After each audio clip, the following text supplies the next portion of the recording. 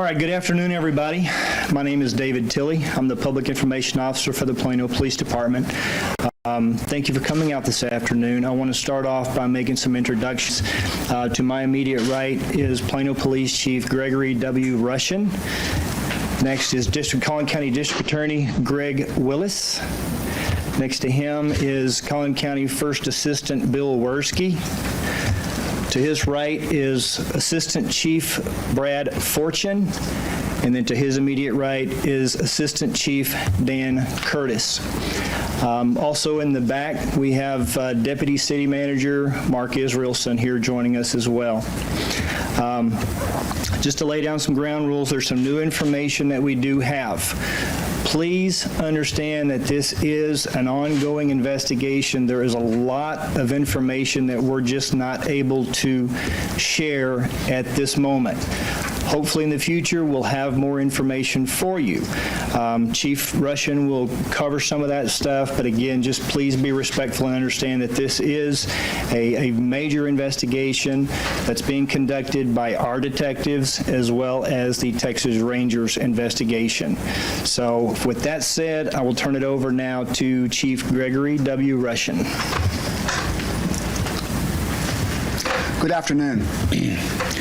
I'm here today to discuss the mass casualty shooting that occurred in Plano last night. Please keep in mind, as was mentioned, this is still very fresh and a very active investigation. We're still out there at the scene, processing the scene. We have witnesses still to interview, so we don't want certain information released that could impact those interviews. Also, the next of kin are still being notified, and of course, we're going to give them ample opportunity to then notify their loved ones when they are notified. So we have to be sensitive to that as well. Let's start from the beginning. Yesterday, September 10th, 2017, at about 8 p.m., we received calls from citizens of multiple shots fired at a single-family residence in the 1700 block of West Spring Creek Parkway in Plano. Our first officer arrived in just over 2 minutes after the call was dispatched. He approached from the rear of the residence. He heard gunshots inside the residence. He observed shooting victims down in the backyard, quickly understood exactly what was occurring. He immediately engaged the armed suspect who was inside the residence and shot and killed the suspect to stop the shooting. Responding officers immediately gave life-saving measures, CPR for victims until fire rescue arrived to take over those tasks. There were a total of 9 gunshot victims discovered at the residence. 7 of these were deceased and 2 were transported to the hospital. One of the 2 transported to the hospital later was also pronounced deceased, bringing the victims total to 8 deceased. All victims were adults. The crime scene was confined to the property, and this is an isolated incident. The suspect had ties to that residence, and we are not looking for any other suspects in this matter. The case is being investigated, as Officer Tilley said, by the Plano Police Department with the Texas Rangers, who are doing the officer shooting investigation portion of that. This is a practice that's become common around the country where agencies do not work their own police shootings. This is the second such shooting we've had where they've worked our officer-involved shooting. The Texas Rangers are highly skilled investigators in the investigative branch of the Texas Department of Public Safety. The Plano Police Department is also conducting its own administrative investigation through our Professional Standards Unit. The officer has been placed on administrative leave with pay pending the investigation. And of course, this is standard policy we do in all of our investigations, as other departments do as well. I would ask everyone here today to keep the family members and loved ones of the shooting victims in your thoughts and prayers. This is a very difficult time for them, for the first responders, and for our entire community. We'll continue to release information as it becomes available, as it will not impact the investigation. With that, we'll take a few questions. Chief, how is your one living victim doing in the hospital? I don't have a status on the victim. David, do you have a status? I do not, sir. Chief, was there some indication that there was a previous call down the street of the location that was tied to this case? Can you explain that if you have those details? I don't know that we've established and figured that out yet. David, do you know any more about that? No, it's still being looked at, and that's part of what was reported to us, but at this point, we're still looking at it. Is there a connection or not? So if you don't have clarity on that, then was this from, well, I'll let you explain. what was it on the call? Was it a domestic dispute call initially, or just gunshots fired? Explain it. Well, we know that the shooter was related to that property or had been related to that property. I don't know what else I can tell you about that other than he was known by people in the residence.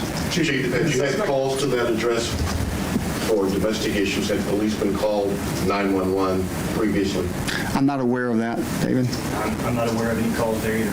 Chief, did the suspect return fire? We don't know that right now. We're still interviewing the officer and other witnesses. Are your guys able to ascertain why there was such a number of people in that home at the time? What was happening? My understanding is they were having a cookout that afternoon, and they were getting prepared to watch the Cowboy football game. It was a party at the residence. This kind of activity can happen at public venues, but how alarming to be at a friend's house. It's not what you expect when you gather with friends, Chief. Well, anytime you have a homicide, it's very disturbing, and certainly when you have this many. We've never seen anything like this in our city before. Many times you do see family violence type situations that do occur in communities across the country, and those can become very volatile very quickly. What are the ages of the victims? You know? All I know that they were all adults. I know they were in the 20s and 30s is what I was told. Breakdown by gender, sir? I do not know. I knew that both genders were victims. That's all I know. To positively ID everyone, or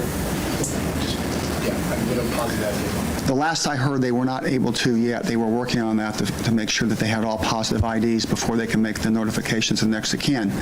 And then you want to have enough time for the next of kin to make notifications to their other loved ones as well. So that's part of the process we're going through right now. Are you able to identify your shooter positively for us today? I am not at this time. Has the firearm been recovered? Hopefully shortly, though, Sean. Has the firearm been recovered, and if so, what is it? I was told that there are multiple firearms, and that's all I know at this time. Multiple firearms, and they were different types. But I don't know. I think they're still trying to figure that out at the scene. I'd like for you to talk about the bravery of your officer in the moment. He has victims down, he hears gunfire, he didn't wait for backup, he didn't retreat and hold position and call SWAT. He went to the threat. Well, you know, law enforcement across the country are trained in active shooter. When somebody is actively taking people's lives, and we know that we have to get in there immediately as quickly as possible, we train to wait for a partner and go in two at a time. When something like this occurs, you know, you can't wait. You have to go in because seconds matter. And this officer went directly into fire where fire was taking place, and stop the shooter's ability to continue to kill people. I think that the officer shows great bravery, and this is the kind of thing that we see every day in law enforcement. Do you have an accurate number of the number of attendees at this party? I do not. Was it, do you know it to be dozens, sir? Over 20? I don't know a number, sir. I just know I can tell you about the people that received gunshot wounds. So there were there others present who were not wounded or fatally, mortally wounded? Well, we're not able to discuss that right now because we are trying to conduct all these interviews at this time. That'll be something I'll give you the next time I talk to you. We've heard that there was a knife involved. Do you know if any of the victims sustained knife wounds, or were they all gunshot wounds? That's the first I've heard of that. I've not heard anything about a knife being involved. I haven't heard anything. No, just firearms. Any known previous threats to anyone in that home? I haven't had any chance to look at any history, premise history, or anything like that and research it. You all got to understand that this is still very early in this investigation. This was late last night when everybody arrived and started working, even working through the night.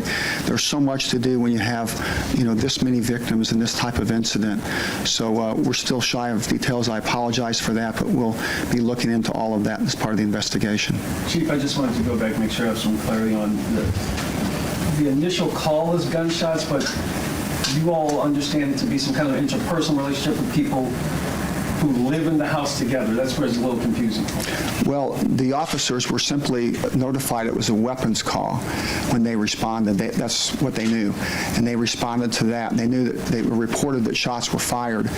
So when the officer got there, of course, he approached from the rear of the residence, and the first thing he heard was shots being fired. He saw people in the backyard down that were shot, so he instantly knew what was going on. He went into the house on his own, made that decision that he couldn't wait for a backup for another partner to go in as we were trained and go in to stop the shooter. And that's exactly what he did. He actually found the shooter inside and ended his shooting spree. And since then, your investigators, your detectives have ascertained there's some kind of relationship between the shooter. That's where I'm trying to get a better understanding of that. Yes, sir. He had a relationship with that house. They knew who he was. It wasn't a stranger on stranger crime, is what I'm saying. But any idea how long he had been in that house? I don't know that I've answer. heard reports that he may have barged into this party, was not invited to the party. Can you comment any further on that? I don't know the answer to that, and I'd like to answer, but I don't know. Chief, is this investigation more complicated because so many of your eyewitnesses did not survive this, or are you able to get information from those that may But when you work in an investigation, you talk to everyone that you can, and it's not always just people on site, it's people around the neighborhood. Like you've already been asking questions about backgrounds of this shooting suspect, et cetera. So we do the same things that you would do, in a way that you do investigations similar to what we do, so you got an idea of how we do those. Chief, is there any indication that something occurred at a different location before what happened at this home?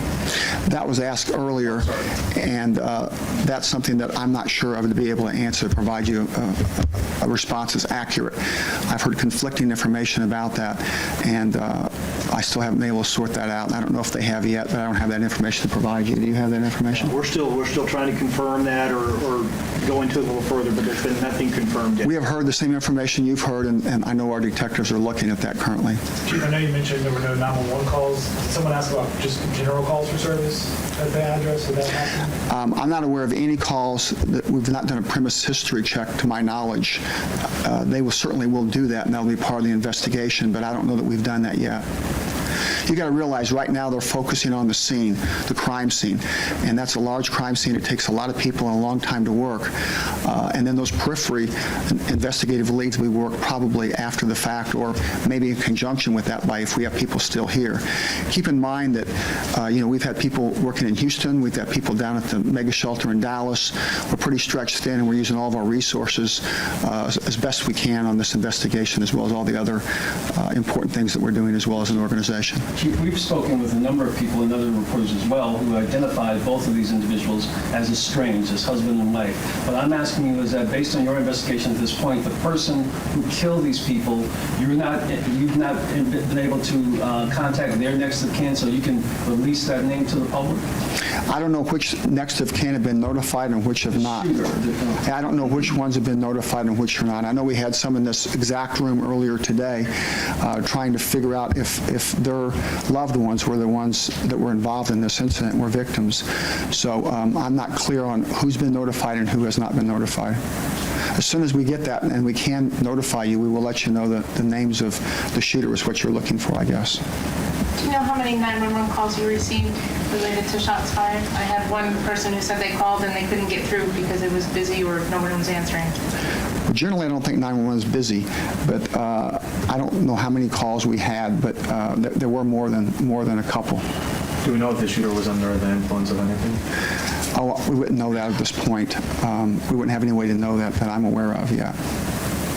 Have you been able, sir, to determine how many gunshots there were inside that home as you've gathered evidence to this point, or can you tell us how much you found so far?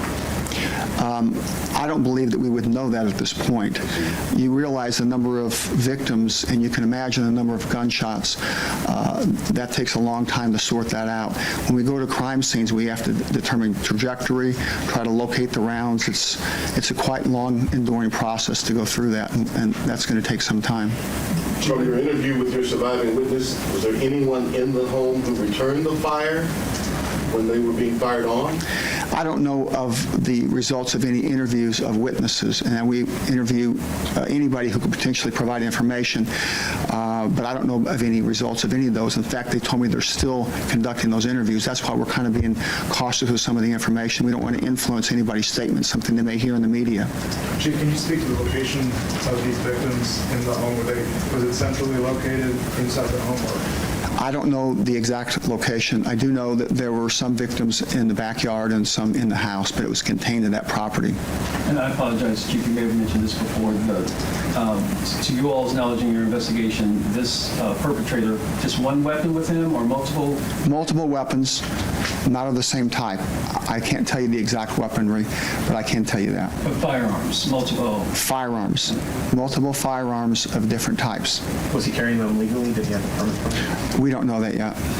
So is it safe to say he went there on a mission to do exactly what he was going to do? It's not something that was, do we know if it's premeditated? Is he carrying all those weapons with him? Well, I don't know that. The suspect is deceased. We can make a judgment on that when an individual shows up at a party with numerous weapons and commits mass murder. You can do that just like I can. Chief, I know every situation is different. Do you know what told your officer to enter from the rear of the home as opposed to the front? No, I do not know that. I haven't talked to the officer other than to speak very briefly and give him some words of encouragement after the shooting when I was at the scene, but I haven't had a chance to interview him or talk to him about the scene. He actually, our officers, when they are involved in shootings, they have legal counsel, and we work through their legal counsel in the interview process.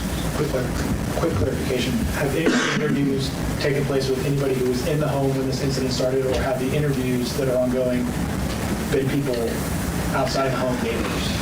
Once again, I don't micromanage these investigations. I'm not there all the time, and they're going a lot of different directions.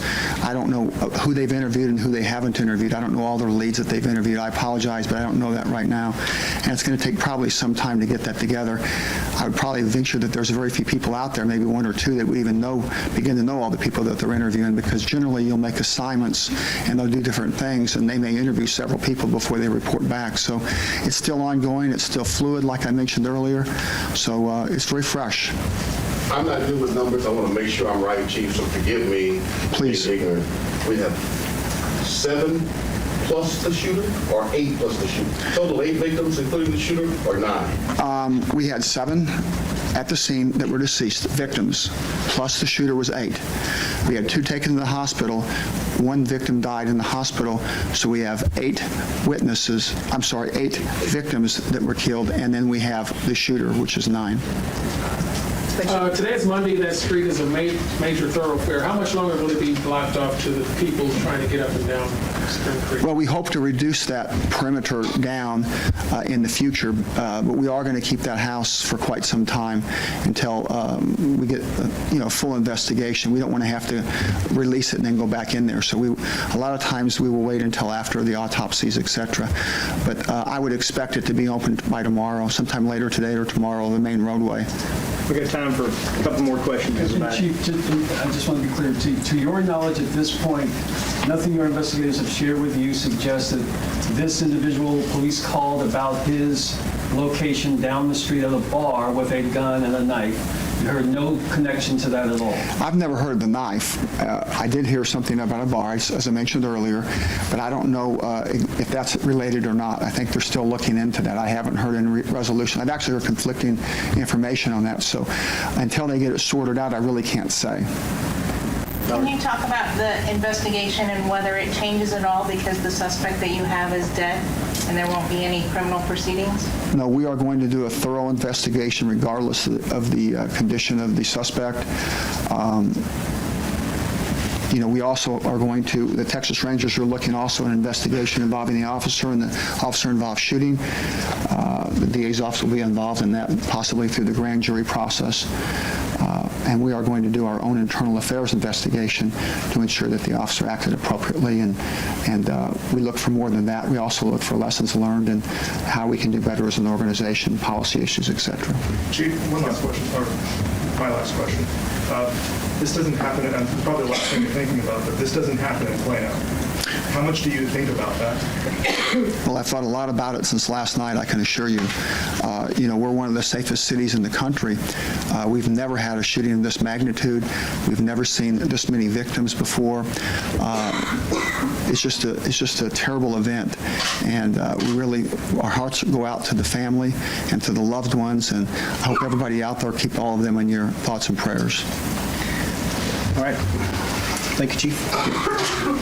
I know that probably a lot of you, the big thing is you're wanting to get identification on stuff. Please understand that, we want to make sure that we are diligent in making sure that all next of kin has been notified.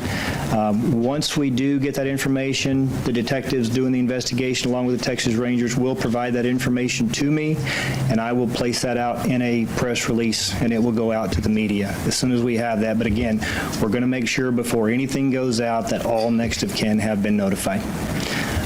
So thank you very much for coming out today. Thank you for your patience while we've been working on this. I know that a lot of us have spent a lot of hours on this incident, and we appreciate all of your patience during this time. So thank you.